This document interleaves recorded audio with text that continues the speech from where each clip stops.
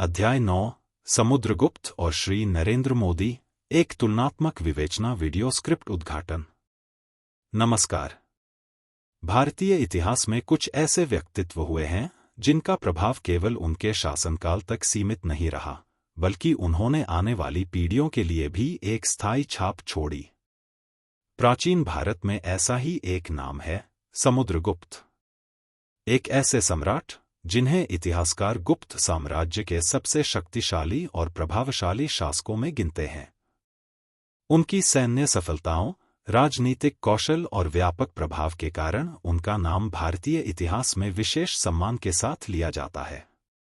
दूसरी ओर, आधुनिक भारत में श्री नरेंद्र मोदी एक ऐसे नेता के रूप में उभरे हैं जिनकी राजनीति, नेतृत्व शैली, राष्ट्रीय दृष्टि और वैश्विक भूमिका पर व्यापक चर्चा होती रही है। तो क्या इन दोनों व्यक्तित्वों के बीच कोई सार्थक तुलना संभव है? क्या प्रभाव, नेतृत्व, प्रतिष्ठा और ऐतिहासिक महत्व जैसे विषयों पर हम इनके बीच कुछ समानताएं और भिन्नताएं पहचान सकते हैं? इन्हीं प्रश्नों पर आधारित है आज का हमारा विषय। समुद्रगुप्त और श्री नरेंद्र मोदी, एक तुलनात्मक विवेचना। आइए चर्चा आरंभ करते हैं। भाग 1, प्रभाव, नेतृत्व और विस्तार की अवधारणा। समुद्रगुप्त का नाम भारतीय इतिहास में एक ऐसे शासक के रूप में स्मरण किया जाता है जिसने गुप्त साम्राज्य की शक्ति और प्रभाव का व्यापक विस्तार किया। प्रयाग प्रशस्ति जैसे ऐतिहासिक स्रोतों से ज्ञात होता है कि उन्होंने अनेक सैन्य अभियानों का नेतृत्व किया और विभिन्न राज्यों के साथ अलग अलग प्रकार के राजनीतिक संबंध स्थापित किए। उनकी नेतृत्व शैली केवल युद्ध कौशल तक सीमित नहीं थी। वे राजनीतिक यथार्थ, कूटनीति और व्यावहारिक शासन को भी महत्व देते थे। कुछ क्षेत्रों को उन्होंने प्रत्यक्ष नियंत्रण में रखा, जबकि कुछ राज्यों को मित्र अथवा अधीनस्थ सहयोगी के रूप में स्वीकार किया। इस प्रकार उन्होंने केवल भूभाग नहीं बढ़ाया, बल्कि प्रभाव क्षेत्र का भी विस्तार किया। अब आधुनिक भारत की ओर देखें। आज के युग में विस्तार का अर्थ साम्राज्य विस्तार नहीं, बल्कि प्रभाव, कूटनीति, आर्थिक शक्ति, तकनीकी क्षमता और वैश्विक सहभागिता का विस्तार है। श्री नरेंद्र मोदी के समर्थकों का मत है कि उनके नेतृत्व में भारत की वैश्विक उपस्थिति और अंतर्राष्ट्रीय सक्रियता में वृद्धि हुई है। वे मानते हैं कि भारत ने विभिन्न वैश्विक मंचों पर अधिक प्रभावशाली भूमिका निभाने का प्रयास किया है। यहाँ एक रोचक समानता दिखाई देती है।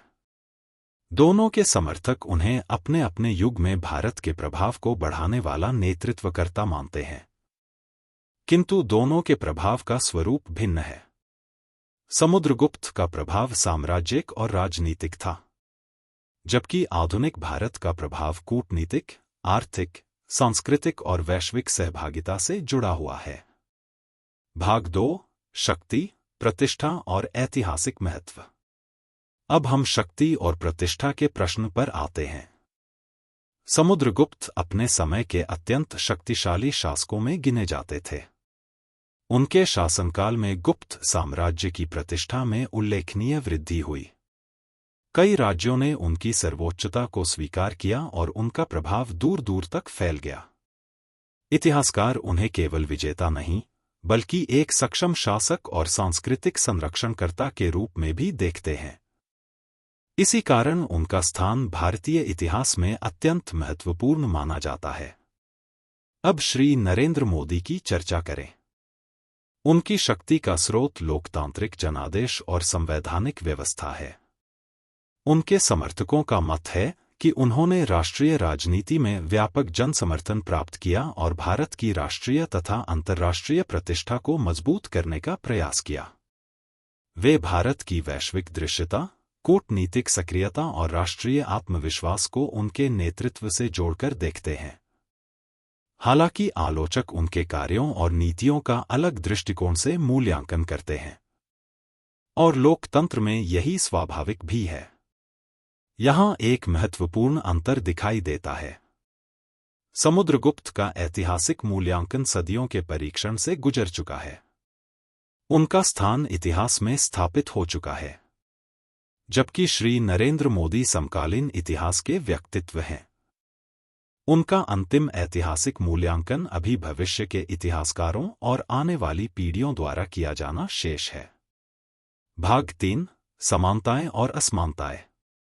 अब सबसे महत्वपूर्ण प्रश्न, क्या समुद्रगुप्त और श्री नरेंद्र मोदी को एक ही ऐतिहासिक श्रेणी में रखा जा सकता है? यदि समानताओं की चर्चा करें तो दोनों के संदर्भ में प्रभाव, नेतृत्व और व्यापक प्रतिष्ठा की बात की जाती है। दोनों के समर्थक उन्हें परिवर्तनकारी व्यक्तित्व के रूप में देखते हैं। दोनों ने अपने अपने युग में भारत की शक्ति और पहचान को प्रभावित किया। दोनों के नेतृत्व में व्यापक लक्ष्य और दीर्घकालिक दृष्टि का तत्व दिखाई देता है, किंतु असमानताएं अधिक मूलभूत हैं। समुद्रगुप्त एक सम्राट थे। उनकी शक्ति सैन्य क्षमता और साम्राज्यिक अधिकार पर आधारित थी। इसके विपरीत श्री नरेंद्र मोदी लोकतांत्रिक व्यवस्था के निर्वाचित नेता हैं। दूसरा अंतर विस्तार की अवधारणा में है। समुद्रगुप्त के युग में विस्तार का अर्थ भूभाग और राजनीतिक प्रभुत्व का विस्तार था। आज के युग में प्रभाव का विस्तार आर्थिक शक्ति, कूटनीति, तकनीकी क्षमता और सांस्कृतिक उपस्थिति के माध्यम से देखा जाता है। तीसरा अंतर ऐतिहासिक संदर्भ का है। समुद्रगुप्त साम्राज्यों के युग में कार्य कर रहे थे, जबकि श्री नरेंद्र मोदी वैश्वीकरण, लोकतंत्र और अंतर्राष्ट्रीय संस्थाओं के युग में नेतृत्व कर रहे हैं। इसलिए दोनों की चुनौतियां और अवसर भी अलग अलग हैं। समापन। इस अध्याय की चर्चा से एक महत्वपूर्ण तथ्य सामने आता है। इतिहास केवल व्यक्तियों की तुलना करने का माध्यम नहीं है। यह हमें यह समझने का अवसर भी देता है कि विभिन्न युगों में शक्ति, नेतृत्व और प्रभाव की अवधारणाएं किस प्रकार बदलती हैं। समुद्रगुप्त प्राचीन भारत के महान विजेता और प्रभावशाली सम्राटों में से एक हैं। श्री नरेंद्र मोदी आधुनिक भारत के एक प्रभावशाली लोकतांत्रिक नेता हैं। दोनों का महत्व अपने अपने युग और संदर्भ में है, और शायद यही इस तुलनात्मक अध्ययन का सबसे महत्वपूर्ण निष्कर्ष भी है। विशेष निवेदन। प्रिय दर्शकों, यह वीडियो इस विषय का एक संक्षिप्त परिचय मात्र है। विषय के अनेक ऐतिहासिक, राजनीतिक और वैचारिक पहलुओं को समय सीमा के कारण विस्तार से प्रस्तुत नहीं किया जा सका है। यदि आप इस विषय को अधिक गहराई, संदर्भ और संतुलित दृष्टि से समझना चाहते हैं, तो इस विषय पर लेखक की विस्तृत पुस्तक अवश्य पढ़ें। विस्तृत अध्ययन ही किसी भी विषय पर परिपक्व और स्वतंत्र निष्कर्ष तक पहुंचने का सर्वोत्तम मार्ग है। साथ ही हम आपसे भी विनम्र निवेदन करते हैं कि अपनी राय अवश्य साझा करें। क्या आपको समुद्रगुप्त और श्री नरेंद्र मोदी के बीच कोई विशेष समानता दिखाई देती है? या आप दोनों को पूरी तरह अलग ऐतिहासिक संदर्भों में देखते हैं? कृपया हमें भी अपने विचारों से अवगत कराने की कृपा करें। आपके विचार इस बौद्धिक संवाद को और अधिक समृद्ध और सार्थक बनाएंगे।